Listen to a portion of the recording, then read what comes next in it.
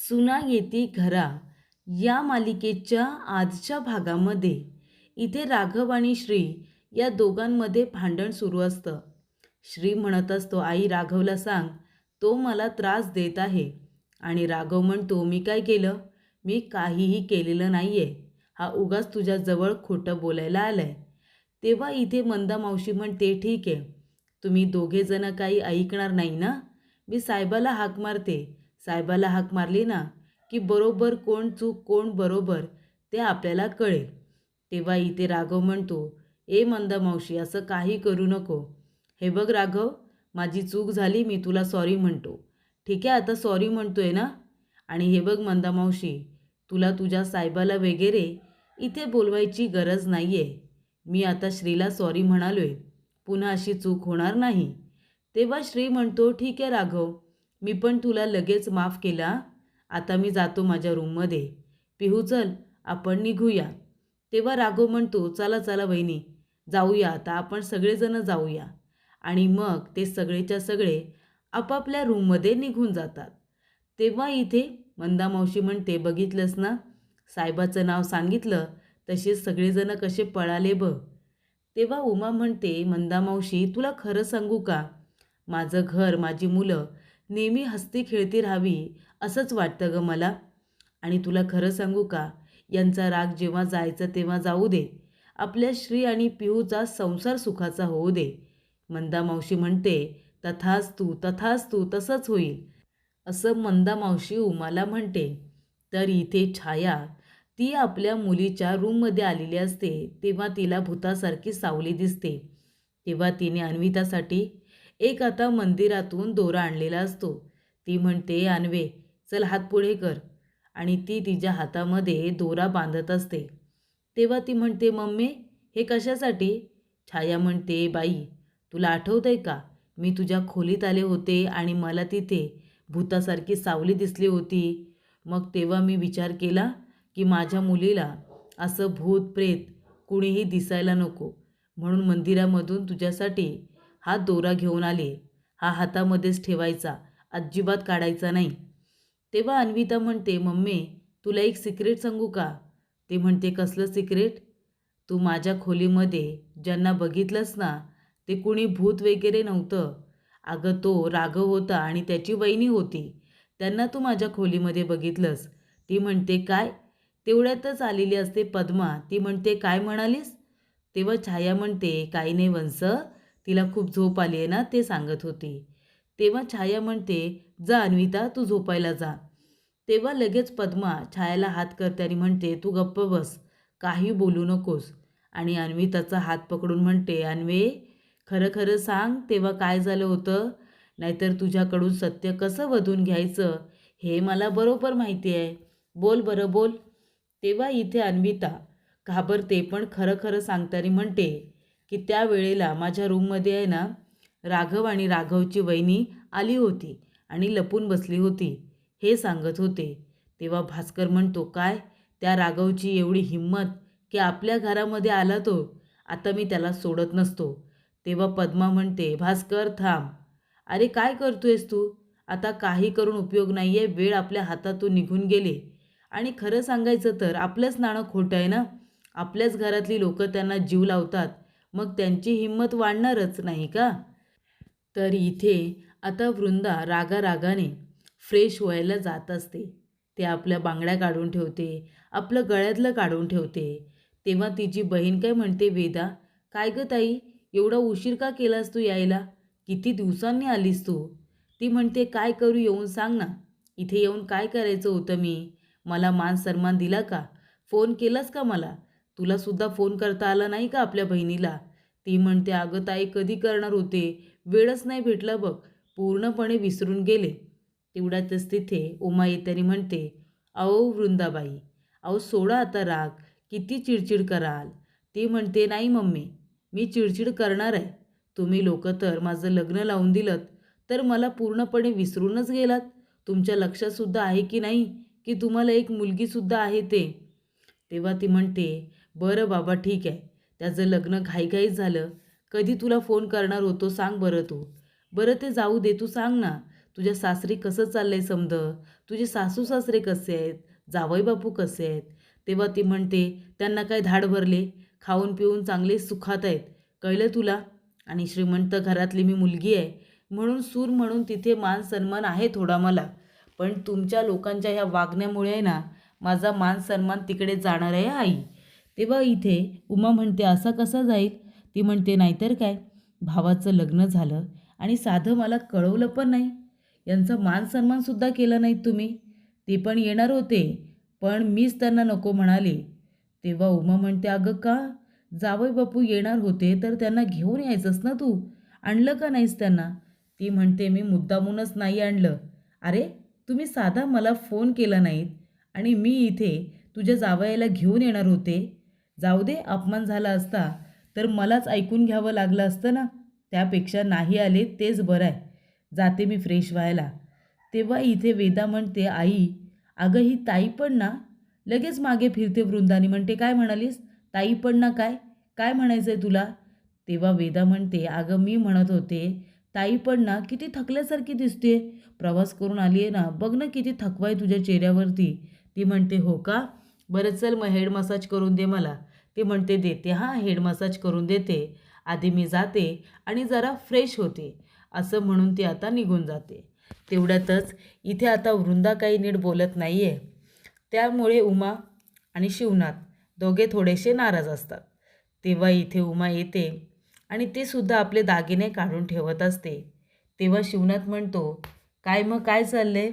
लेकीजवळ झाल्या का गप्पा वगैरे मारून? आणि राग गेला का तुमच्या लेकीचा? तेव्हा ती म्हणते, नाही हो, रुसली आहे ती. तिला लवकर फोन करून सांगितलं नाही ना म्हणून. पण आता गोष्टी एवढ्या पटकन घडल्या, तिला आपण फोन तरी कधी करणार होतो? आणि त्यात ती सतत चिडचिड करत असते. ज्या वेळेला तिचा जन्म झाला तेव्हा आपल्याला पहिली मुलगी झाली म्हणून आपण तिचे खूप लाड केले आणि त्यामुळे तिचे इतके लाड केले की ती आता पूर्णपणे लाडावलेली आहे. आणि आता काय, आता आपण परिस्थितीने चांगले आहोत. तेव्हा आपली परिस्थिती थोडीफार हालाकीची होती. तेव्हा तिचं बालपण गेलं आणि नंतर आपण तिचं लग्न लावून दिलं. आता तुम्हीच मला सांगा, मग ती चिडचिड करणार की नाही? तेव्हा इथे लगेच शिवनाथ हा जरा टेन्शनमध्ये आलेला असतो. तो म्हणतो, हो ना, हवं तसं मनासारखं तिच्यासाठी काही करता नाही आलं. तेव्हा उमा म्हणते, काळजी करू नका, तुम्ही टेन्शन घेऊ नका. मला माहिती आहे आपल्या मुलीचा राग कसा घालवायचा ते. जेव्हा आपली वृंदा सासरी जाईल ना, तेव्हा हसतच जाईल, अजिबात काळजी करू नका. तर इथे आरशासमोर बसून पिहू आता तयार होत असते. तेवढ्यातच त्या ठिकाणी श्री येतो आणि तिला मागून आता मिठी मारतो. तेव्हा ती म्हणते, हे काय श्री, अजून तू आंघोळीला गेला नाहीस का? तो म्हणतो, नाही गेलो. तो म्हणतो, आधी मला पप्पी दे. ती म्हणते, काय, तुला पप्पी पाहिजे? हे बघा श्री, आत्ताच्या आत्ता आधी तू आंघोळीला जा बरं. तुला माहिती आहे ना, आप्पांना नाश्ता हा वेळेवरती करायला आवडतो. त्यामुळे तुला पाणी काढून ठेवले, लवकर जा आणि अंघोळ करून ये. जास्त उशीर करू नकोस. त्यानंतर इथे आता श्री येतो बाथरूमच्या इथे आणि पिहूला म्हणत असतो की, ए पिहू, अगं इकडे ये, टॉवेल दे, टॉवेल दे. असं तो जोर जोरात म्हणत असतो. अगं पिहू, टॉवेल दे ना, टॉवेल विसरलोय. तेव्हा राघव तिथूनच जात असतो. त्याला वाटतं की श्री खरोखरच टॉवेल विसरलाय. तेव्हा तो टॉवेल द्यायला येतो. टॉवेल उचलतो आणि श्रीला देत असतो आणि श्री पिहूचा हात म्हणून खेचण्याचा प्रयत्न करत असतो.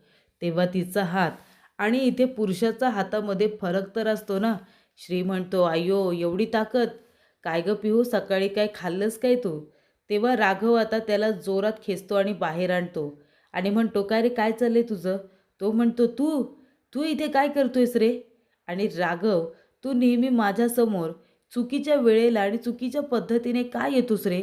तो म्हणतो, आता मी काय केलं? अरे तूच म्हणत होतास ना, कोकळत होतास की टॉवेल पाहिजे म्हणून, टॉवेल पाहिजे म्हणून. मी इथून जात होतो, मी ऐकलो आणि म्हणून तुला टॉवेल द्यायला आलो ना. तो म्हणतो, मी कोकलत होतो तर तुला यायची काय गरज होती, सांग ना. तेव्हा तो म्हणतो, मी नाही यायचं मग कोण येणार? सांग ना, कोण येणार तुला टॉवेल द्यायला? इथून मीच गेलो ना, मग मीच येणार ना तुला टॉवेल द्यायला, की दुसरं कोणी येणार आहे, सांग बरं. तेव्हा तो म्हणतो, राघव, जाऊ दे, तुला ना काही कळतच नाही. लहान आहेस तू अजून लहान. तो म्हणतो, लहान असलो म्हणून काय झालं? अरे तुला टॉवेल पाहिजे होता, मी आणून दिला. थँक्यू म्हणायचं सोडून मलाच बोलतोयस. तेव्हा पिहू येते आणि म्हणते, काय रे काय झालं श्री? राघव भाऊजी काय झालं? तेव्हा श्री म्हणतो, अगं पिहू कुठे होतीस तू? अगं मला टॉवेल पाहिजे होतं ना. तेव्हा इथे राघव म्हणतो, अगं बया बया बया, असं आहे का? म्हणजे टॉवेल पाहिजे होता वहिनीकडून. वहिनी इथे नव्हत्या म्हणून मी दिला. म्हणून तुला राग आलाय तर. बरोबर समजलं मला आता. तेव्हा तो म्हणतो, तुझं झालं असेल ना, तर तू जा. तेव्हा इथे राघव म्हणतो की वहिनी, आपला हा बैल आहे ना, तो खूपच जास्त आता चिडलेला आहे. त्याला प्रेम हवं प्रेम. तेव्हा तुम्ही त्याला आहे ना प्रेमाचं कासरं घाला. त्याशिवाय आपला बैल काही सुधारायचा नाही, जाग्यावर यायचा नाही. तेव्हा तो म्हणतो, काय म्हणालास तू? मला बैल म्हणालास? आता तर काय मी तुला सोडत नसतोच. तेव्हा तो धावून पळून आता राघवला पकडतो. त्याचा गळा पकडतो, त्याला मारण्याचा प्रयत्न करत असतो.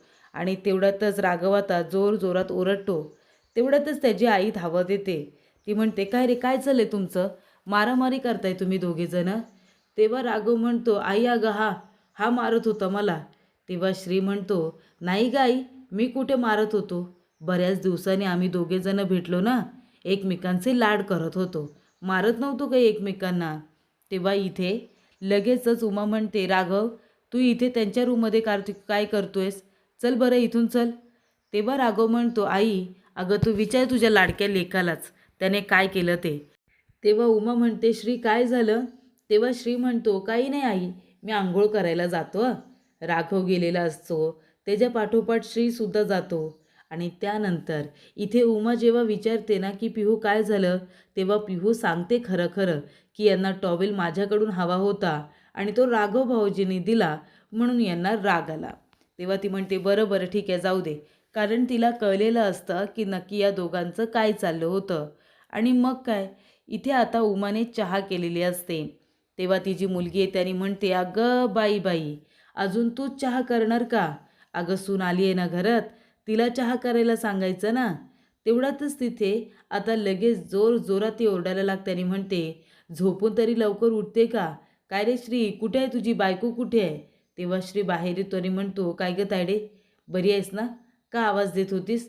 ती म्हणते, काही नाही, तुझ्या बायकोला लवकर उठायची सवय आहे की नाही ते बघत होते. तेवढ्यातच तिथे पिहू छान तयार होऊन आलेली असते, सुंदर तयार होऊन आलेली असते.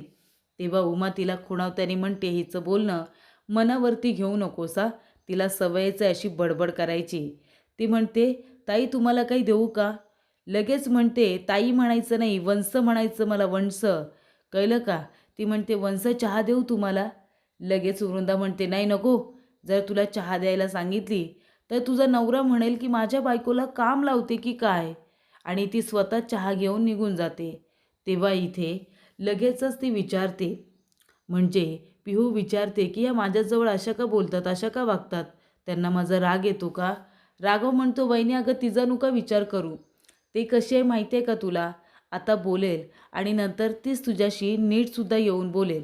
आपल्या घरातला मॅन्युफॅक्चरिंग डिफेक्टिव्ह पीस तीच आहे आमच्या 5 जणांमध्ये. ती थोडी वेगळी आहे आणि काळजी करू नको, ती येईल जाईल, लक्ष द्यायचं नाही आपण. तेव्हा इथे आता लगेच पिहू म्हणते, राघव भाऊजी आपल्या घरातल्या लोकांबद्दल सगळ्यांबद्दल तुम्हाला सगळं माहिती आहे ना? तो म्हणतो, हा मग काय विषय आहे का? ती म्हणते, मग आपल्या माणसामध्ये सुद्धा मॅन्युफॅक्चरिंग डिफेक्टिव्ह आहे का? तो सुद्धा डिफेक्टिव्ह पीस आहे का? तेव्हा तो म्हणतो, वहिनी कुणाबद्दल बोलतेस तू? तेव्हा पिहू म्हणते, अहो असं काय करताय, तुमचं सुद्धा असेलच की जवळचं माणूस, प्रेमाचं माणूस. तेव्हा राघव म्हणतो, अरे देवा, अरे समजाव रे तुझ्या बायकोला श्री. श्री म्हणतो, नाही नाही, हा प्रेमाचा विषयच मला आवडत नाही. अगं काय बोलतेस तू पिहू, राघवच्या बाबतीत असं काय बी बोलू नको. राघव म्हणतो, हे बघा बहिणी, असं काही बोलू नका, ती ताई आली ना, उगाच ती ऐकल आणि काय बी चुकीचं समजून घेईल. तेव्हा इथे लगेच ती पुन्हा येते आणि म्हणते, काय रे राघव काय झालं, काय बोलतंय माझ्याबद्दल? तेव्हा राघव म्हणतो, अगं वहिनीला मी सांगत होतो, आमची ताई म्हणजे आमच्या 5 जणात सगळ्यात ग्रेट, अजिबात हट्टी नाही, ती अजिबात भांडत नाही, आमच्या सगळ्यात तूच किती ग्रेट आहेस ना, हे मी सांगत होतो तिला. ते म्हणते, हा मग आहेच की मी. तो म्हणतो, हा मग आमच्या 5 जणांमध्ये जर कुणी जास्तीत जास्त हुशार समजूतदार असेल ना, तर ती आमची ताई आहे. तेव्हा लगेचच इथे श्री म्हणतो की बस बस झालं आता, कारण श्रीला कळत असतं की राघव किती खोटं बोलतोय ते. त्याची ताई अजिबात समजूतदार नाही आहे हे आता त्याला पण माहिती असतं. तर प्रेक्षकांना पुढील भागामध्ये पिहू राघवला म्हणत असते की जर तो आपल्याला ताजा ताजा पेरू मिळाला ना तर बाबांसाठी मी इथे आता पेरूचं लोणचं करेन. त्यांना पेरूचं लोणचं खाता आलं पाहिजे. आणि त्यानंतर प्रेक्षकांनो इथे आता बेचकी हातातून घेते आणि आता ते पेरू पाडते. पेरू पाडल्यानंतर पेरू तर पडतो पण त्याच्याबरोबर घराची काचसुद्धा फुटते. आणि तेव्हा इथे आता उमा, राघव सगळेजण खूपच जास्त घाबरलेले असतात. तर प्रेक्षकांना पुढील भागामध्ये आप्पा म्हणतात की पेरूचं लोणचं तर अप्रतिम झालं आहे. पिहूला छान वाटतं. उमाला सुद्धा आनंद होतो कारण का लोणचं हे पिहूने बनवलेलं असतं. आणि तेवढ्यातच बाहेरून आवाज ऐकू येतो, काय रे, माझ्या घराची काच फोडून माझ्या घरामध्ये झाडाला असलेला पेरू कुणी बरं काढला? कुणाची हिंमत झाली माझ्या इथे झाडावरून पेरू तोडायची? असं इथे आता जेव्हा पद्मा म्हणते ना तेव्हा तिचा आवाज शिवनाथने जेवताना ऐकलेला असतो आणि शिवनाथ पुन्हा एकदा पिहूवरती चिडलेला असतो.